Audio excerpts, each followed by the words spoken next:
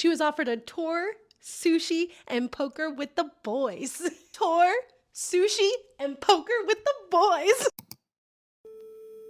Hello, my name is Liz Ashley and welcome to my channel. Today, if you have not guessed it yet, we are talking about Tim Pool. Yes, the beanie man. I'm aware of his beanie attachment. That's what we're talking about today. So, yeah. But before we get into that, if you're watching and you're not subscribed, could you please subscribe? I'm trying to get to 1,000 subscribers and I'm so close. So if you would help me and subscribe, that would really be so amazing to me. Okay, let's get into Tim Pool. So, the reason we're talking about Tim Pool is he is now White House correspondent for his podcast, I guess.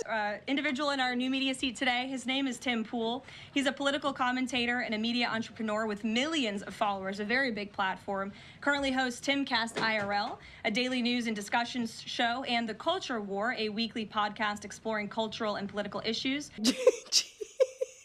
Such a joke, man. Such a joke. It's so crazy, really. So, Tim Pool is a White House correspondent, okay? And this happened because a couple weeks ago, the White House said that they were going to add more people to the White House correspondents. A select group of DC-based journalists should no longer have a monopoly over the privilege of press access at the White House. All journalists, outlets, and voices deserve a seat at this highly coveted table. So by deciding which outlets make up the limited press pool on a day-to-day basis, the White House will be restoring power back to the American people who President Trump was elected to serve. They're going to add new media, so like podcasts and stuff like that. Now, Steve Bannon has someone there. Mike Lindell TV has a White House correspondent. It's a wild time to be alive, my friends. Wild time to be alive. Wow. And so naturally, Tim Pool is in that pool of people. And so Tim Pool is now a White House correspondent for Timcast. If you watch Trump when he does his, like, if you ever watch those interviews or whatever, or when Trump does his executive orders and he films it, or when Caroline Leavitt answers questions or what have you, they do the briefings. Now, there are some people who are still asking good questions, but god damn, like, there are so many that are asking insane questions, and I like, sometimes it's very hard for me to watch. So one thing I've noticed in the first 100 days is that the White House is crawling with kids. You have a young, beautiful baby boy. There are babies everywhere. There's so many young folks on staff who have kids. But the last 4 years under Joe Biden, parents were really stressed and ravaged. They had to take on 2 or 3 extra jobs. Depression rates were up. You're a very high-profile young mother who seems to juggle and balance it all beautifully. What advice do you have to young parents out there who are starting their careers, having kids, building families, and trying to find that balance so desperately? It's a great question. So now they have all this new media, and I think the point of that was to have people ask ridiculous questions and not push back. That's exactly why they did this, right? Because earlier in the year, they actually barred the AP, like the Associated Press, from coming and being in a White House, being a part of the White House correspondence, because they would not refer to the Gulf of Mexico as the Gulf of America. The Associated Press, one of the wire news agencies, again, a service that many other news outlets use, I imagine including France 24, has done, which is, it is said in its style guide, which is used by many, many news organizations, it will continue to call the Gulf of Mexico the Gulf of Mexico. Donald Trump has said that within America, it should be known as the Gulf of America, and has barred the Associated Press from the call. And this seems to be an extension of that.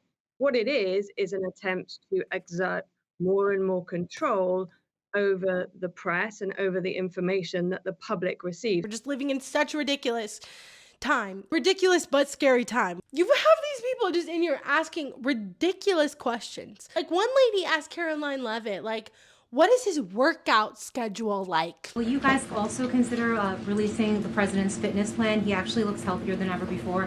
Healthier than he did 8 years ago, and I'm sure everybody in this room could agree. Is he working out with Bobby Kennedy? And is he eating less McDonald's? I can confirm the president is in very good shape. He seems so fit. Does he? Now look, I'm not fit, okay? I'm not here to fat shame anyone because I'm not fit. But I can tell you I'm not fit. I can acknowledge I am not fit, okay? It's something I'm trying to work on, all right? It's difficult. It's been a problem my whole life. But to be like, oh, he's so fit. Is he though? Is he just like objectively? Is he though? And then also, why is that? Why, like, what does that have to do with the a million like fires we have going everywhere? like there's a lot going on, man. And you're like, what's his workout routine like? Excuse me. Like, come on, be serious. But they're not serious, and that's the whole point. And so Tim recently started going to them. And he went to one with war criminal Benjamin Netanyahu. So last night I wasn't here. I got late word that I was invited to a private roundtable meeting with Prime Minister Benjamin Netanyahu.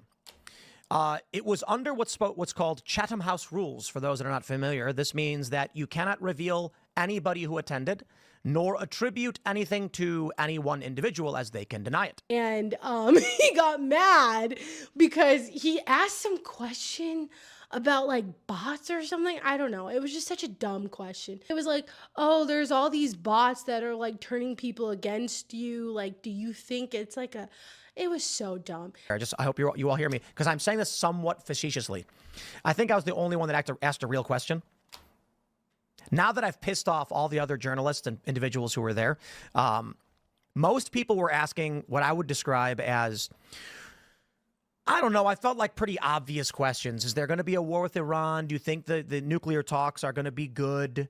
The Trump is going to be talking with you? Will it work out for you? What's the concern? What's going on with your prime ministership or whatever? So he got mad because someone leaked it, and he got really mad. And then he was just there again. He literally like asked this long question. It was such a long question, and it didn't really make any sense. But it was so long and so convoluted. And he like answered the question and then kind of just asked her like, right? Like, you agree with me, right? Yes, many of the news organizations that are represented in this room have marched in lockstep on false narratives, such as the Very Fine People hoax, the Covington smear, and now what's being called the Maryland Man Hoax, where an MS-13 gang member adjudicated by 2 different judges, I believe, is just simply being referred to as a Maryland man over and over again.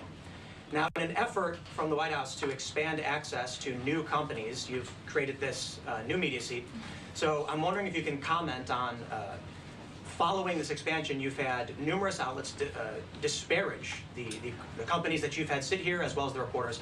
I'm wondering if you could comment on the unprofessional behavior, as well as elaborate if there's any plans to expand access to new companies. And it's just like, what? Like, first of all, the question was way too long. This is not your podcast, man. This is not your podcast. You need to calm down. You're not even really asking a question. But like, that's why they're there. Like, that's why they're there. They are all there not to be hard on the administration, not to ask real questions, not to gain real insight, but just to placate them and to ask softball questions and make them look good, I guess. But I don't think it makes them look good, because a lot of these questions are just so silly that it doesn't even matter. Like, that doesn't even matter. And so I don't know. It's just crazy to me. And like, like seeing Tim Pool in there is just it's just so wild. And like Tim Pool, of course, he allegedly, he got paid by like,